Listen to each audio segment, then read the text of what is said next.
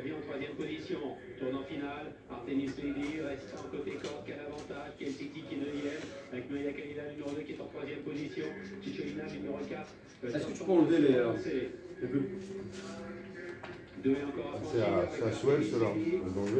Quel avantage. Enlève celui que tu n'utilises pas, Swell. Laisse que celui que tu utilises déjà. Celui-là c'est pas mal. Ouais, allô? Qui est pour le moment cinquième. Allô? Qui va franchir seul et détacher Artemis Lady, qui est sur cette dernière oreille qui file au couteau. Chicholina derrière est en deuxième position devant Cap City et Florence le numéro 1 qui vient lutter pour une place avec Artemis Lady, le numéro 12 qui va s'imposer de façon désinvolte. La victoire pour le 12, Artemis Lady, Chicholina qui est deuxième, Cap City troisième et Las Florence quatrième. Allô? Le numéro 2 et on soulignera que oui, mon Pierre a connu un problème de harnachement et comment tu vas, mon bébé? on a pu éviter la chute. Arrivé pour l'histoire chiffrée. Comment tu vas, mon bébé? 4 bits, 1 et 2. Troisième succès dans ce meeting pour l'entraînement de Patrick. T'as été contente avec maman? Tennis était associé ici à Florian Girard. Une course qui n'a pas été. Pourquoi il pleure, mon fils? Effectivement, Dylan seulement. Ah, Il d'accord. a fait son possible pour rester en selle après la faute de Oumpa au milieu de ligne d'en face. Ok. Il a été désarçonné au bout du compte. Beaucoup de pouliches arrêtées, 4 concurrents qui n'ont pas fini leur parcours de chute. Et les favorites qui ont déçu. Mais il y a Kalila ayant après longtemps arrivé aux avant-postes coincé pour finir. Huelva qui n'a jamais été dans le coup. Mado non plus. Et c'est un énorme outsider au bout du compte qui s'impose. Artemis Lady, le numéro 12, qui était à 44 contre 1. Ah, ok. Qui s'était classé 12e pour ses débuts dans le peloton 1 du prix des citronniers et qui en deuxième course était tombé. Voilà pour la troisième course et la victoire surprise, Vincent, d'Artemis Lady. À tout à l'heure pour la quatrième. Tout à l'heure, Gianni, avant cette nouvelle course à Cannes, on va parler de la 6e course à Vincennes, qui est très intéressante, qui s'adresse à des pouliches de 3 ans. Elles vont s'affronter sur un parcours long de 2100 mètres. On a 2 pouliches extrêmement bien nées dans cette course. Hervé, le numéro 3, Hunter Valley, qui est tout simplement la sœur de Mold Eagle. Et le numéro 4, Attica Bourbon, dont la mère Scala Bourbon a brillé au très haut niveau. D'ailleurs, ce sont les deux. D'accord. Oui, ce sont les deux premières choses de la course. Le numéro 3, Hunter Valley, reste sur une bonne quatrième place avec un ligne. Et le numéro 4, Attica Bourbon, d'ailleurs, a fini dans le sillage Hunter Valley lors de sa dernière tentative. Donc 3 et 4 en couplet gagnant placé à ticket à 3 €. Je tente un Super 4 en pari offensif, un Super 4 en champ libre, avec pour les deux premières places, donc le numéro 3 Hunter Valley et le numéro 4 Attica Bourbon, dans les deux ordres. Et uniquement pour les 3e et 4e places, le numéro 1 Arrêt de Guèze et le numéro 2 Help Me Win. Pas de soucis, tout à l'heure. Donc il y a 4 combinaisons dans ce Super 4 en champ libre, donc un ticket à 4 €. C'est noté direction Vincennes tout de suite pour la 6e. Ça marche. Bon, vas-y. Bisous à tout à l'heure. Bon, c'est pareil. Je vous aime. Je t'aime, mon cœur. Bisous. Ouais, la course est intéressante que ce prix du Merleron. On va commencer par regarder les listes d'échauffement de ce 6e rendez-vous à moins de 10 minutes du départ. Arrêt de Guèze, fautive dans le tournant final, lors de sa dernière tentative. Elle n'était pas encore battue pour les places, semble-t-il. Elle avait bien fait auparavant sur la petite piste à plusieurs reprises. Elle avait notamment gagné sa course. Normal, l'échauffement, c'est tonique.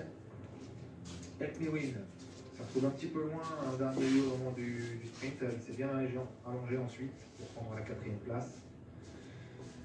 Avec Rafa Adolphe depuis plusieurs courses. Ça se passe plutôt pas mal. Elle était deuxième d'Elsbels auparavant. Hunter Valley, qui trouve vraiment une belle possibilité de victoire ici. Après ces 2 belles places, dans le prix Rennes du Corta, groupe 2, et dans le prix Yannick Dreux, groupe 2, faut-il la bas de la descente. Attica Bourbon, qui a été dominé, enfin 2 fois 3e, ce sont des bonnes performances derrière Kouwaga à 2 reprises. Le tout c'était gagné par la pouliche de Michel Balbert qui est très estimé. L'histoire du nain, qui a fini 7e de la finale Open des Régions. Ouais, correctement. gagné la finale de région de Laval. Auparavant, elle avait été, entre les deux, elle avait été très malchanceuse devant cette série. Le numéro 6, Amamichi, qui avait bien gagné à 2 reprises coup sur coup cet été. C'est un petit peu moins bien ces derniers temps. Et Yann Goutier, autre pouliche de Sébastien Garato. Elle a des moyens également, celle-ci. Elle est troisième derrière Hera du Goutier. Et Harley de Guèze. Voilà pour les échauffements de cette épreuve. On va regarder une course de référence. En attendant les premières infos et les quelques interviews qui ont déjà été enregistrées par Philippe. Hunter Valley, que l'on retrouve lors de sa dernière tentative dans le Crénic Dreux le 28 novembre. Elle est en 4e position ici après la faute d'Avanaise à la sortie du tournoi final et elle va bien lutter jusqu'au bout pour terminer 4e derrière Hirondelle Civet, Alain Emol, futur lauréat du Critérium des 3 ans. Et elle va être dominée aux abords du poteau par Havana Lorsi, qui terminait 3e. Elle n'était pas si loin que ça, elle a terminé à une longueur d'Alain Emol qui a gagné le Critérium. Donc forcément c'est une première chance ici, c'est une belle possibilité donc de victoire comme je signalais. On va écouter Eric Raffin qui va nous parler d'Apmiwin, le numéro 2, qui fait d'ailleurs son entrée en piste. Apmiwin, Eric, là, dans quelques minutes, sa dernière course, c'est pas mal, non? Bah ouais, c'est toujours, ça se passe toujours mal, donc il faudrait que ça tourne. Mais là, je me demande à tirer un bon numéro, ce serait une question de parcours, mais elle est en forme. Attention à elle, elle est capable de terminer en Super 4, peut-être même dans le trio. Ça trouvait un peu loin l'autre jour au moment où la course s'est un peu lancée dans le tournoi final. Et ensuite, elle s'est bien allongée, mais c'était une fin de course bonne, mais trop tardive. Écoutons maintenant Peter Marie nous parler du numéro 5, avec lequel il a été un petit peu déçu la dernière fois, mais avec laquelle il y a également une petite nouveauté aujourd'hui. Écoutez-le. Peter, comment vous l'avez trouvé dernièrement pour sa deuxième place qui sort de là? La perte brute, c'est sûr que le résultat sur le papier est un peu décevant à mon goût. Je pensais être quatrième. Après, je suis pas très loin, dans un très bon chrono, côté d'Avanaise. C'est pas la dernière d'année.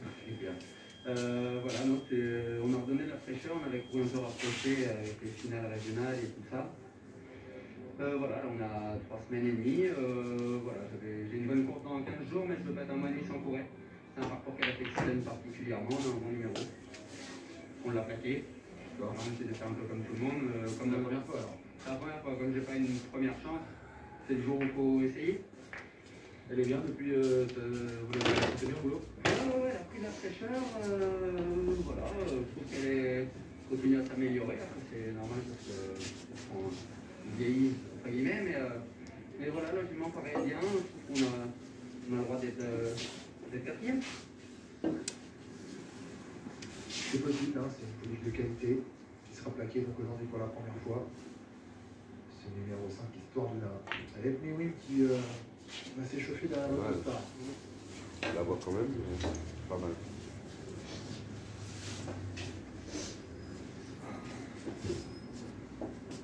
Il a un bon numéro 2 aujourd'hui.